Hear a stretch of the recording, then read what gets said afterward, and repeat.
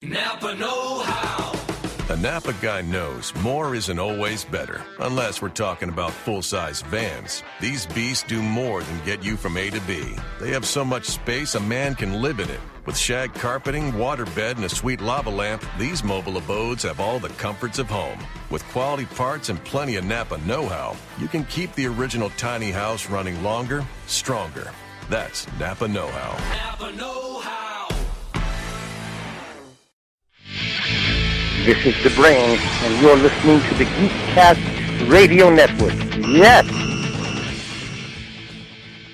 Hello, and welcome to GCRN WarZ 90's Villains Tournament. I'm your host, Steve Megatron Phillips, and joining me in this episode is MovieRevolt Dan. Hey, how's it going? Pretty good. And so, yeah, the contestants got whittled down in this last tournament. This one had a little bit more voters on it, which was nice. Yeah, I mean, a lot of heavy hitters this round were the last round, or the second portion of round one. So, especially, I think, a little bit more debate regarding some of the bigger matchups. Although, looking at the votes, it seems like it was a lot of runaways. I was surprised some of them were a little closer. There were a few that were closer than I thought they were going to be, and then a few that were clear blowouts. Yeah. So yeah, running down the round two, or not round two, round one, part two, we have Koopa against King K. Rool, and Koopa took it away at 85%. Not really surprised. No. I mean, I think that goes in a much more popular of a character from a more popular franchise, so that makes sense. And then the second battle was between Ink and Shadow Master, which was a little bit closer at 61%, but Ink took it away. I did not expect Shadow Master to get that much love, honestly. I didn't either, but it was kind of surprising. He showed up to play, but that's... Yeah, it was kind of surprising this round how many people actually recognized the characters this time. I think it helps with that. A lot of them are kind of characters in their own right, or at least tied to some major franchises, whether it be a video game or 80s cartoons as well. Yeah, I think that definitely helped. And then the third battle we have is between Dr. Wily and Dr. Doom, and Dr. Doom pretty much ran away with it at 94%, blowing out Wily. I think there are a few Mega Man fans that threw their votes, but other than that, Doom kind of kicked butt there. I kind of figured he was going to take it away, though. Yeah. So. And yeah, Wily got literally one vote, which is the only reason he got there. So the next matchup was between G.I. Joe Extreme's Iron Claw and the Deke G.I. Joe of Cobra Commander, and Cobra Commander took it away. Yeah, I think again, I think more people are far more aware of Cobra Commander, even if they didn't watch the Deke series, just the character in general. So, well, and he's more awesome than Iron Claw. True. And you have Chris Latta, so. Yeah, he took it away at 89%. This one, for a minute there, was neck and neck, this next one, and it was between Green Goblin and the Joker. The Joker took it away at 71%. Interesting. I was wondering how that would go. I'm not too surprised. I thought, personally, I think I would still go Green Goblin, but I Joker's not one of them. I mean, when you go in toe-to-toe with Batman as much as you do, I get why people were like, well, that guy can walk away from Batman, so he can pretty much take anyone else. So I get that. But, yeah, I'm Joker's going to be a wild card in this franchise, in this. So I think he is not done anytime soon. No, it'll be surprising to see what happens next, considering the next battle, which was between Captain Pollution and Bad Rap, which was really close, honestly. The Pollution got 59%, 3 more votes than Bad Rap, so I was a little surprised at it. Yeah, You know what? It's because Bad Rap is a killer grill. I think that that helped his chances. So. And then we have, for the next battle, Lex Luthor against David Xanatos, which I kind of figured Luthor was going to take it away. He took it at 83%. Yikes. Yeah, that's no surprise there. And then going into this one was either way, it was going to be the same. The next one, it was going to be Megatron or Megatron, and it's just which evolution version, the one that's, you know, on Beast Machines or Beast Wars, and they're the same character, but the Beast Wars edition was definitely a more remarkable character as a whole. Yeah, I think it probably came down to what show do you like more, and I think more people probably prefer Beast Wars over Beast Machines, so I think that certainly helped his cause. Yeah, I definitely think that's what helped it, aside from the fact that Beast Machines did have better animation aesthetics in some regard, but it had Megatron physically taking out Cybertron, but he actually did something in Beast Wars, so I can see why people voted for him in that version. The next battle was between Megabyte and Cell. And Cell took it away at 78%. Yeah, Cell's going to be... I mean, any Dragon Ball Z character, like, just their power set is so expansive, you know, and their multiple forms. So it's... He was one of the last Dragon Ball Z, like, villains, right? That, like, before the franchise... like kind of went a different route. Yeah, they had Frieza, who was the main heavy hitter, which had I thought about that, I would have included Frieza as well. But then they had Cell, and then they had Majin Buu. Oh yeah, I can remember. I always forget which order I knew Frieza came, and then it was Majin Buu and Cell and the androids. I where Cell places in that lineage, like if he's before or after all that. So yeah, but Cell, I would argue, is just cooler looking and harder to destroy than the other ones. And then getting to the final battle, where you have two guys with red eyes, black eyeballs with the red iris and the red hair. It's like, and one has like a mustache, the other one has crazy eyebrows. They would make it like a good like 1980s WWE tag team. Like they would. Like, Dr. Praetorius and Dr. Robotnik. Robotnik surprisingly took it away with 2 extra votes, and I think it's a lot because of the video games.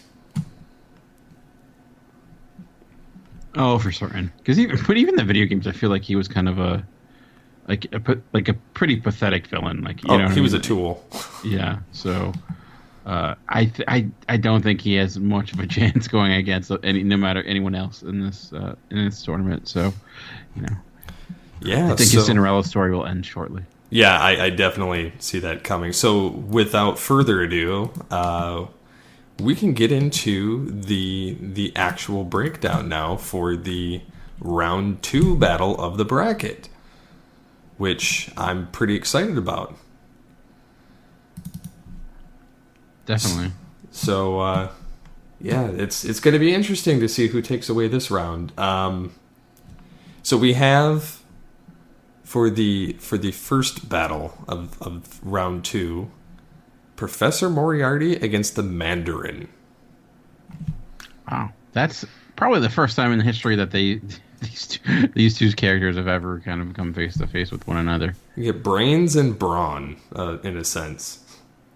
Yeah, I think Moriarty's certainly probably more a higher intelligence level, but Mandarin, he himself is highly knowledgeable. He's specifically with mystical arts and things of that nature, and he has his power rings. So I just, I think the fact that James Moriarty has none of that. Well, I know this is like a advanced version of him, but still, I would have to lean heavily towards the Mandarin. Yeah, I'm thinking that it's going to be Mandarin as well. I can't see how Moriarty is going to take it away in this one when you have the power rings, which is almost like Infinity Gauntlet level power. And you have this Kree alien type person that, goes toe to toe with Iron Man, who's very brilliant as well. So yeah, I don't think the 19th century brawn and alien or brains of a 19th century person and an alien are going to compete much. No, I mean, I think James Moriarty is a much better character, but if you're talking about, a knuckle drag out brawl, I'm gonna go with the Mandarin. Going to round 2 or the second battle of round 2, we have Dark Phoenix against the High Evolutionary. Yeah. I think we talked about it in the first round. Dark Phoenix is a heavy favorite to go very far, and I don't see, High Evolutionary. He has all of his crazy creatures and things like that, but, he doesn't have the mind tricks that you could possibly pull on the Phoenix. Nowhere near a power level, so I think this is a pretty easy decision to make. Yeah, I kind of agree with you on this as well. I'm pretty sure Dark Phoenix is going to mop the floor with him because he's basically a mutant. And she's mopped the floor with quite a few mutants in X-Men. So I don't think that he's going to be much of a contender in this. No, I highly agree. Napa know-how. A Napa guy knows more isn't always better, unless we're talking about full-size vans. These beasts do more than get you from A to B. They have so much space a man can live in it. With shag carpeting, waterbed, and a sweet lava lamp, these mobile abodes have all the comforts of home. With quality parts and plenty of Napa know-how, you can keep the original tiny house running longer, stronger. That's Napa know-how. Napa know-how. Going to the next battle, we have Negaduck against Dark Cat. So this one, I'd be interested to hear because I feel like you are much more versed in SWAT cats than I am. So who are you leaning towards in this matchup? I'm leaning towards not Negaduck, Dark Cat, because not only does he have his criminal underworld that he controls in kind of the mobster scenario, but he also will do his own dirty work. He's very intelligent. He's not above using some very high caliber. I would compare him almost to like a Vandal Savage of DC to SWAT cats, and that he creates in essence his own league of guys to go against Negaduck, who's also a part of his own version of a league. So I don't see Negaduck holding up that well to Dark Cat. Dark Cat's just more menacing, and he has these two henchmen that are basically Ultron type robots that he could have go after him, and Negaduck is like reverse Darkwing, and they're both a little bit bumbling at times.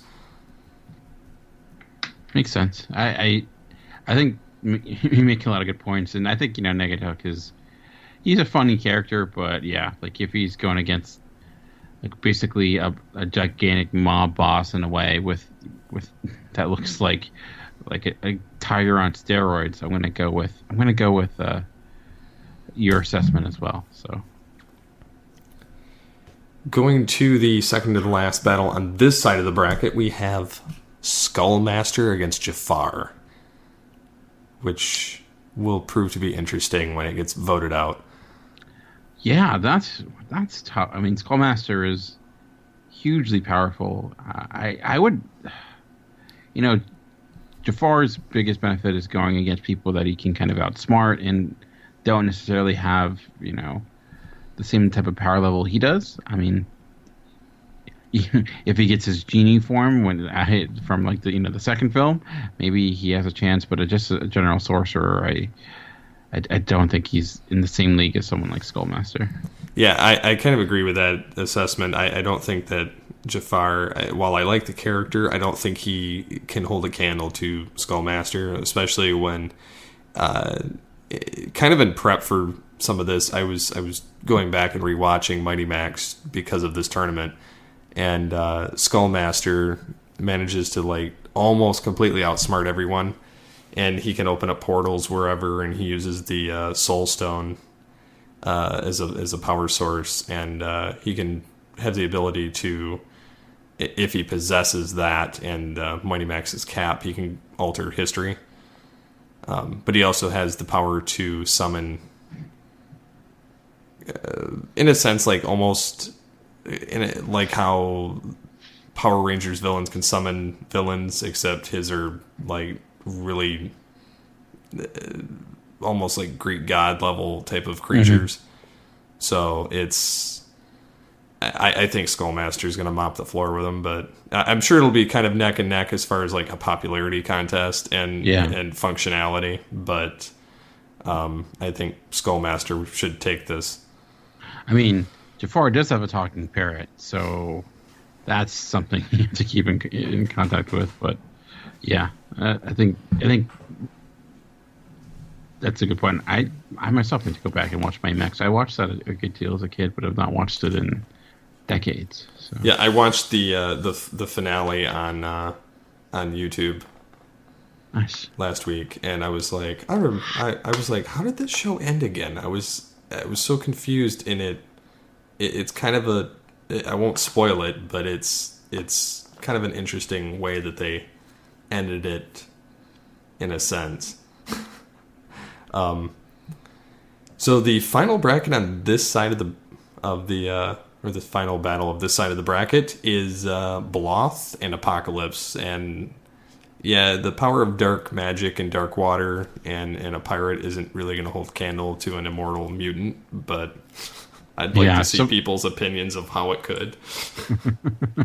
Me too, yeah.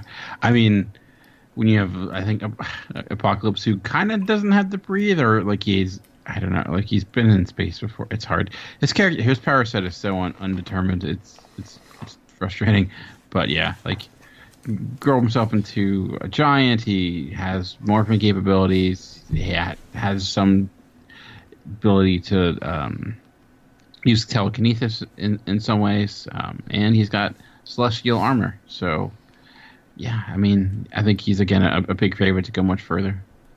Yeah, and it's going to be interesting to see how much further. On this side of the bracket, who are two characters that you believe are going to make it to the semifinals?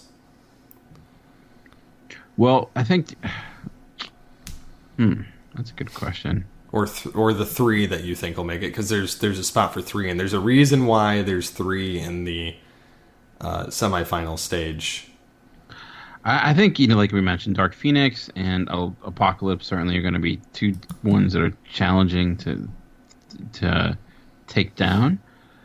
The third one's where I struggle.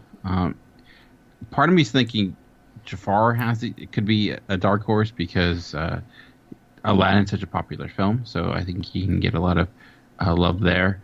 But also the Mandarin. I mean, like magic kind of gives you a lot of opportunities to do things and things like that. So I think he might be someone to look out for too. So. I'm personally thinking that it's going to be Apocalypse, Dark Phoenix, just based on their placement in the bracket. It's going to be kind of hard to it's going to be hard to not have it turn out that way. And I'm throwing it. It could either be Mandarin or it could be Skullmaster. But yeah, I think I'm on the same general thought process that it's going to be some of the same characters, though. Makes sense. So, we're going to go over to the other side of the bracket, which I've been itching to see how this was going to turn out.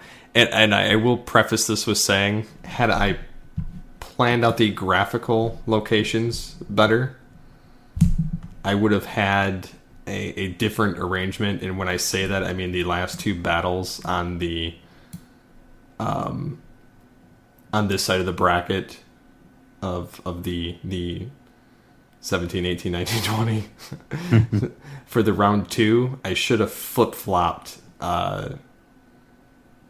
two of those battles, so they would have ended up on the other bracket, because now we have human against robot.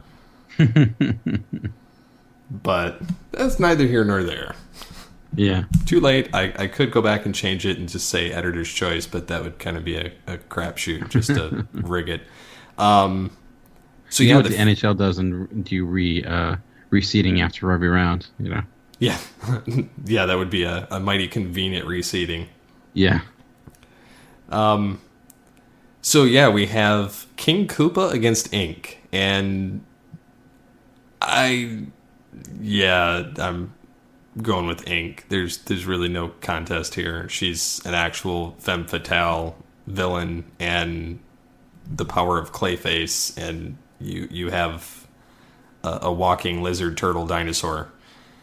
See, like I think King Koopa has some powers that might benefit him. I think I can't remember, but I felt like fire had impact against Ink, and I feel like it would.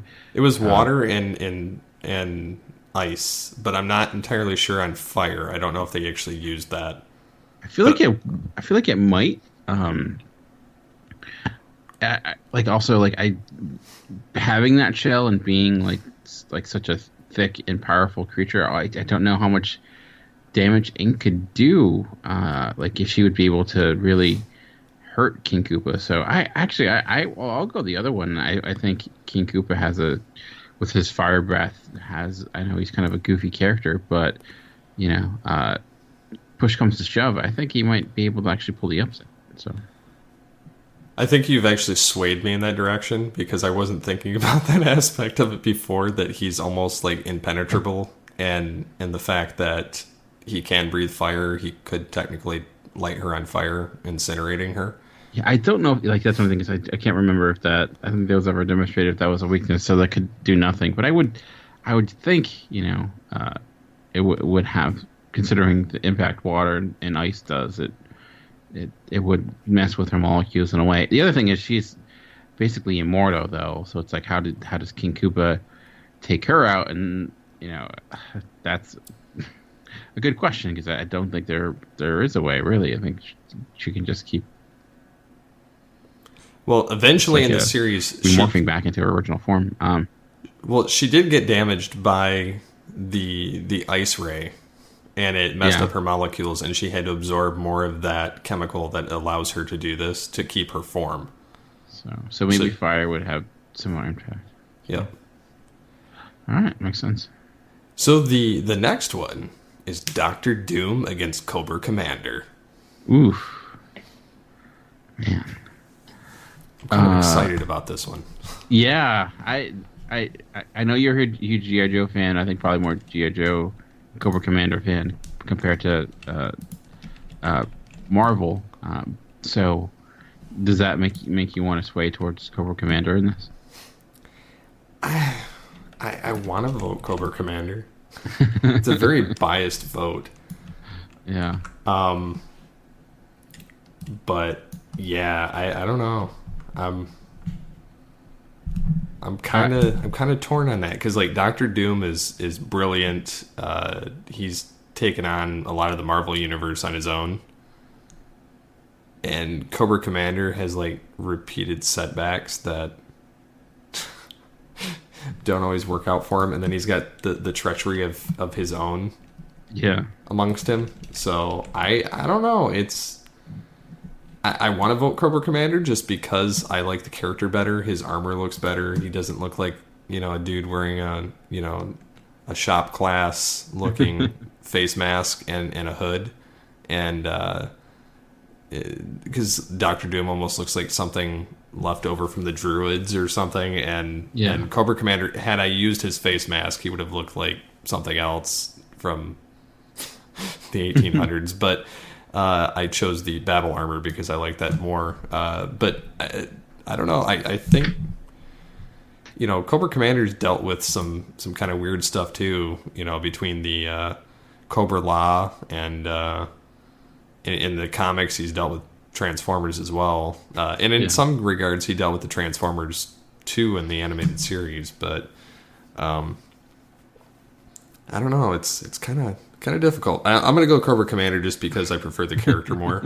So I'm going to go Doom just because Cobra Commander can be kind of bumbling, and Doom is, all hail Doom. Like, he's got mystical abilities. He has shown the ability to travel through time. He, again, has his kind of the mechanical abilities near to that of a Tony Stark, along with the kind of sheer genius of a Reed Richards. In a way, he also he's a man with a plan, and he's always one step ahead. Where I feel like Cobra Commander is almost like he kind of ad libs, or doesn't think things through nearly as much as someone like Doom does. So, but like you said, Commander does have his gigantic army of Cobra behind him. So, who I think, I don't know, Doom's people tend to love him too, but.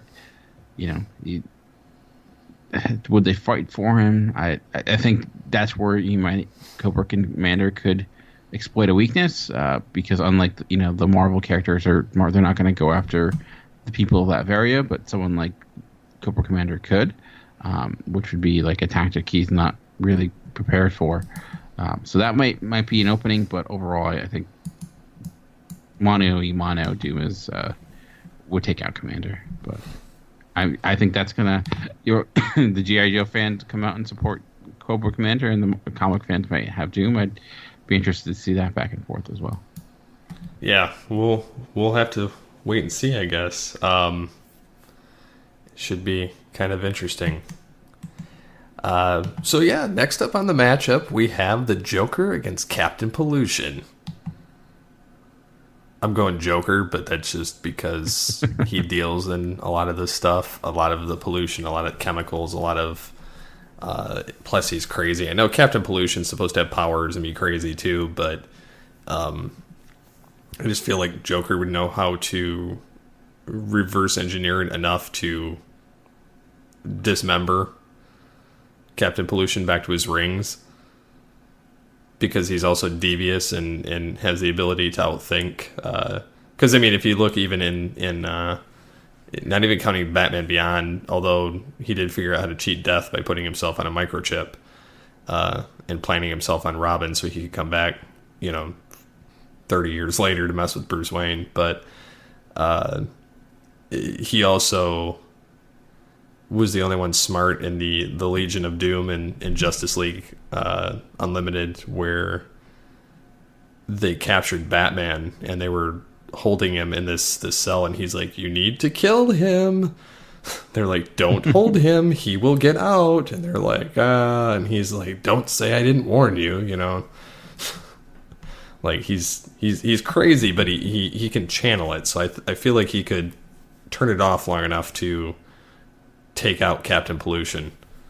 Yeah, I don't I don't see how, like when you have a character that was created through toxin would be able to be hurt by it. I guess to a certain level, but yeah, I don't know. I guess maybe that like the power Captain Pollution, because I think he can fly and has some sort of enhanced strength, but Joker.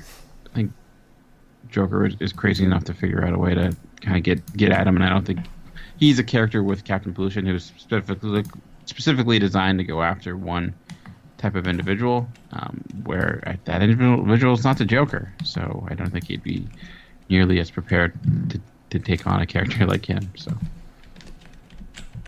plus, come on, I want to see the Joker go on. Like, I don't want to see Captain Pollution in the semifinals. Let's be serious here. Yeah, I agree. I don't want to see Captain Pollution there either. I'd love nothing more than to see the Joker end up in the semifinals, if not the finals, which I was debating whether I was going to do this before the tournament came out, because I went with a higher villain count than we did in the 80s tournament on purpose. The next round, the quarter finals, will actually start the unbalancing.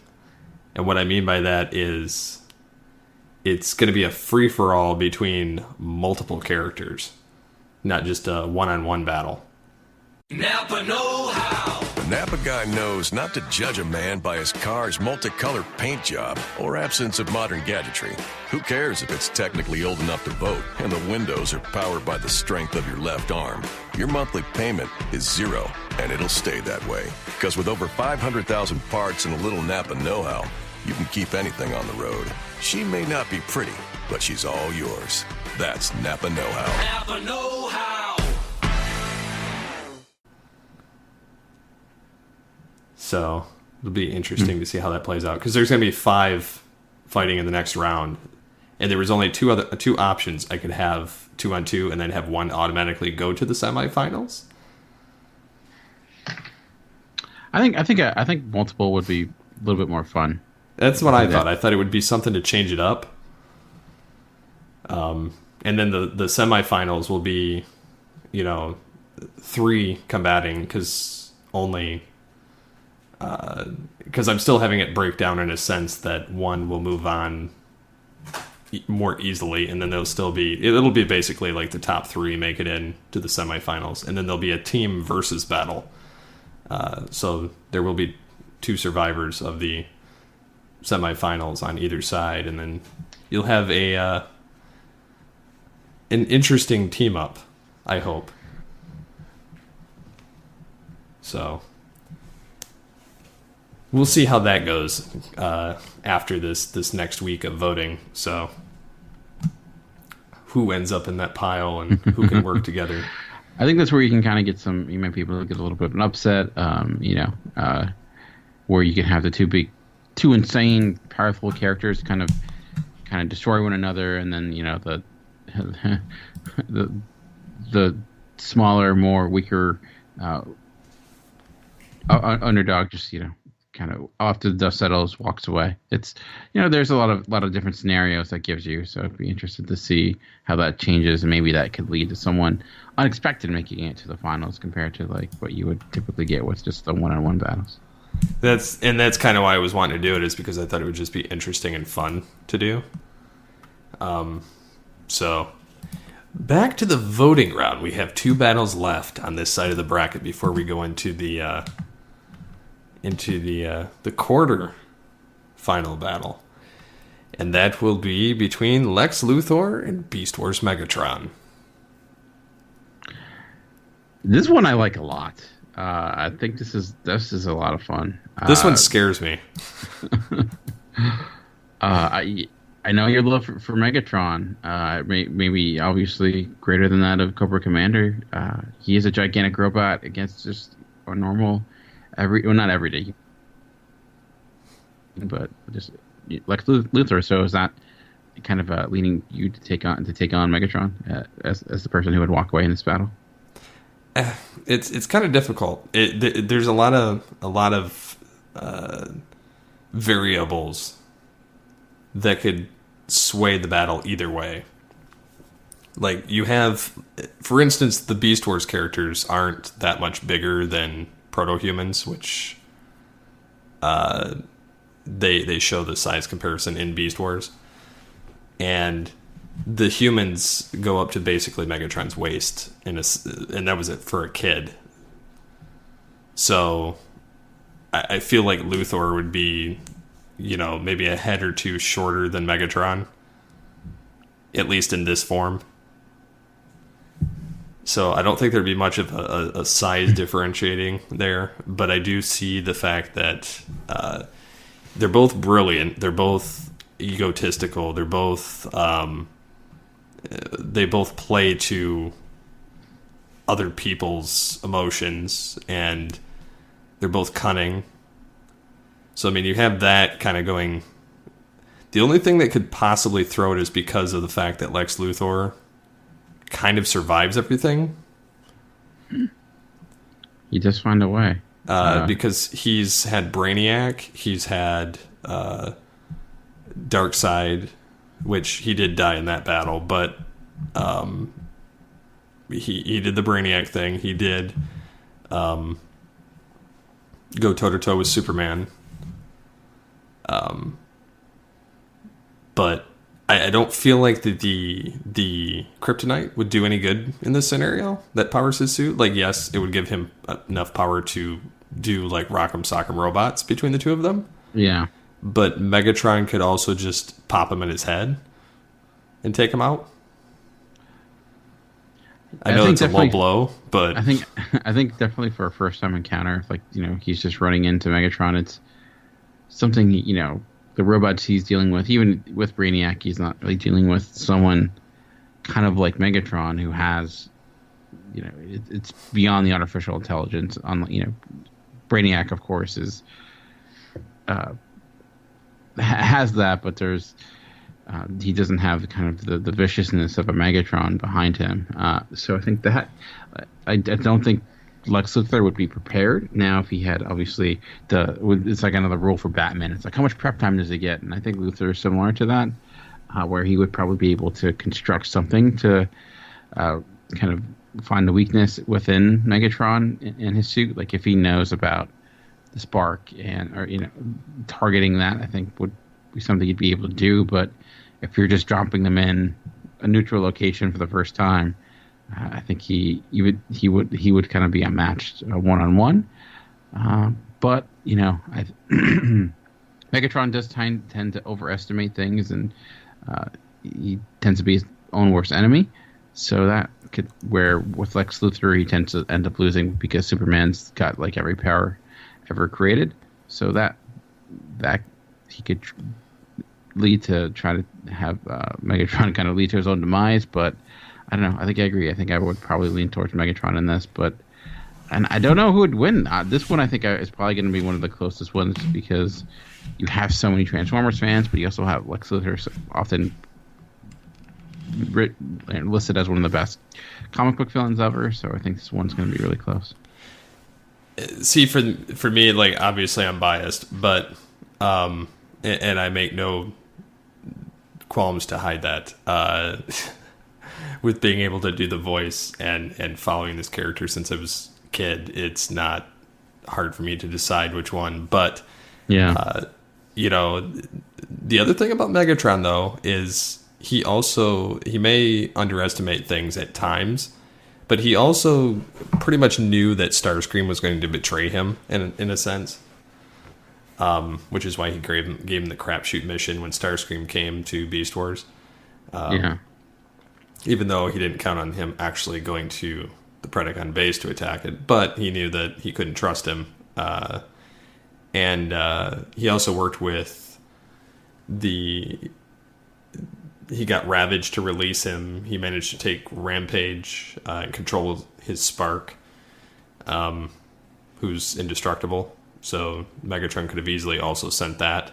But the other thing that kind of cripples Megatron is he kind of leans on, for some reason, he loves Dinobot. Because he keeps resurrecting him in various clones in the series. And they all betray him. And it seems like whenever he relies on his henchmen, his plans fail. But if he's the one that's running the machinations and he's the one that's actually entering into the fray and doing it himself, he succeeds in what he's set out to do. Yeah. So, yeah, I mean, I could see it going either way, but again, it would kind of depend on, like you said, the prep time of Luthor kind of being able to at least analyze something to at least somewhat damage him. Yeah. But I mean, yeah, you gotta consider the fact that Lex Luthor is just a normal dude, or you know, he's a guy with no powers that's going against Superman, and even when he's faced like something like Superman Red Sun, where you have a Soviet Superman, he's been able to kind of find ways. But Megatron doesn't have that like key kryptonite weakness per se, so that's where it becomes challenging. But I think this last battle may not be as heavily debated as some of the ones we've had today. Yeah, I mean, I think it's going to be a pretty close shot here, but out of any of them on this side of the bracket anyway, I think it's going to be one of the closest shots, aside from Cobra Commander and Doctor Doom. But we'll see, I guess. We'll see how much nostalgia and franchises come into play, and the actual how they would be attacking each other. So, the final battle of the night, we get Cell against Dr. Robotnik. Yeah. This is kind of a toss-out. Yeah, like I said, this one's pretty obvious. Obviously, it's Dr. Robotnik. No, of course, it's, Cell is just, you have Goku against a guy who can't stop a rodent from basically destroying himself. So I think it's pretty easy to determine who would take this out. So yeah, and I'm obviously going with Cell just because I like the character more than Robotnik, and the fact that a bunch of furry creatures were able to defeat Robotnik, and he's just an ordinary dude with mechanical capabilities, and Cell just can't plain die and absorbs the Z fighters to learn their powers. Yeah, he just got a killer mustache, but still, I don't know if I can go with him. So, who do you think? Looking at this summer bracket, same question you asked me. Who would you pick for the semifinals, based upon who's left of side 2? I'm gonna go Cell because obviously he's a very strong contender, with all of his Dragon Ball Z powers and his healing capability, and the fact that if you don't eradicate even him down to the very last cell, he can come back. So that's definitely going to be one of them. I'm going to vote the Joker because I think he's crazy, and sometimes crazy works, and he can figure things out. Even if he's not going to win, or if he knows how to play to people's emotions and do this like mental reverse psychology thing to kind of screw with them enough so that he can destabilize them to kind of push them in the direction he wants, or at least distract them enough that he could possibly take them out. And then I'm going to go with Megatron. Because it would be awesome to have two robots fighting as a team in the versus battles in the end. Yeah, I think I agree with you on Cell. I think he's going to be a hard one to take out. But I think I would also say Dr. Doom because never count out Doom. And for the thirst, I think Megatron too. I think Megatron's gonna if he can get past Lex Luthor, I think that's gonna be a good sign for him for the semifinals. But I'm going Doom, Megatron, and Cell. But Ink, I think might not Ink. I think is like by a lot of people, and again, she's got her power set is really hard for unless you have someone like a King Koopa. It might be difficult for someone to find a weakness. So she may make it pretty far as well. But I think this side is a little bit harder to determine. But you never know because I think the power sets are a little bit different. But there's also some really really popular characters. So you're not sure how that will impact it. There's a good chance Cobra Commander could be Dr. Doom, even though I wouldn't agree with it, but that's a strong possibility. So we'll have to see next week how all this plays out. Yeah, I'm definitely looking forward to seeing how this particular round takes place because that's going to determine the entire rest of how things play out on both sides of the bracket. And I honestly... I mean, you could end up with contenders of, Apocalypse and, the Mandarin or something, and in the championship level, in team battles or something, and having, Cell or Megatron with Doctor Doom or something. I mean, it would be a bit insane, honestly. Yeah. So yeah, leave your comments on the episode post. We did get some feedback on the on this side of the bracket, which I'll read really quickly. Kind of surprised that we didn't get a little bit more feedback, but I'm always grateful for what we do happen to get. And yeah, so we had Walking Dread. I had closed the poll, unfortunately, early, and then I reopened it because I didn't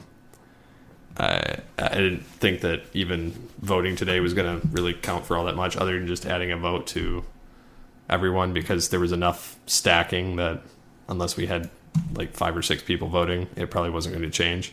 Yeah. But I reactivated it and then deactivated it like shortly before the show. And then Haley Bailey says, this has been fun. Green Goblin is her choice against the Joker because Goblin is faster, stronger, and probably smarter than the Joker because Green Goblin's a genius who went insane, whereas Joker just is insane.